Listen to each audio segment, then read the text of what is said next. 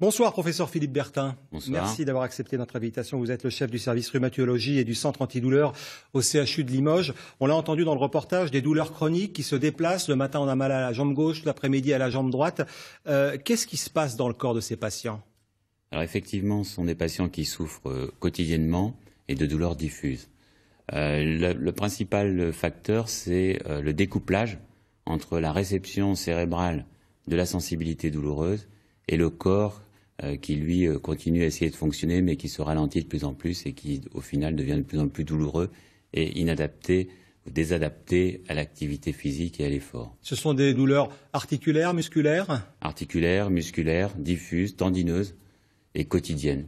Comment fait-on pour poser un diagnostic sur cette maladie? Alors, le diagnostic, c'est essentiel parce qu'il faut bien différencier la fibromyalgie d'autres pathologies, d'autres maladies douloureuses chroniques comme les rhumatismes inflammatoires. Le diagnostic est essentiellement clinique. C'est l'examen clinique, l'interrogatoire et l'élimination des autres diagnostics qui fait qu'on peut retenir le diagnostic de fibromyalgie ou pas. Cette dame que l'on a vue dans le reportage nous a expliqué que sa fibromyalgie s'est accentuée après le décès de ses parents. Un choc psychologique peut-être à l'origine de la fibromyalgie, de ces symptômes? Oui, bien sûr. Les voies de la douleur et les voies du moral, les voies du stress sont les mêmes, avec les mêmes mécanismes.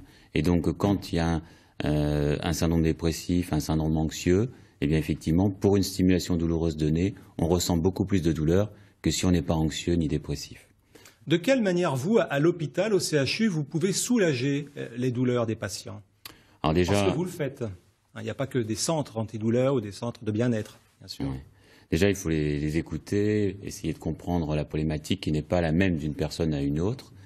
Et puis ensuite, il faut mettre en place des stratégies qui sont certes de temps en temps médicamenteuses, mais aussi, comme on l'a vu dans le reportage, surtout non médicamenteuses.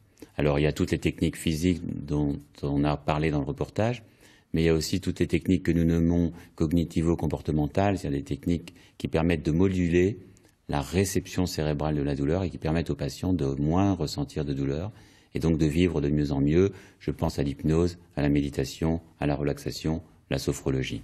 Ce sont des symptômes que l'on arrive à soulager temporairement, mais qu'on ne guérit pas. On ne guérit pas, mais on améliore les gens de façon progressive et durable. Le patient ou la patiente qui souffre d'une fibromyalgie est l'acteur principal de son traitement. Et ça, c'est très important. Et pour faire durer justement l'efficacité, il faut que les gens aient compris ce qu'il faut faire et éviter aussi. Merci beaucoup, professeur Bertin, chef du service rhumatologie et du centre antidouleur au CHU de Limoges.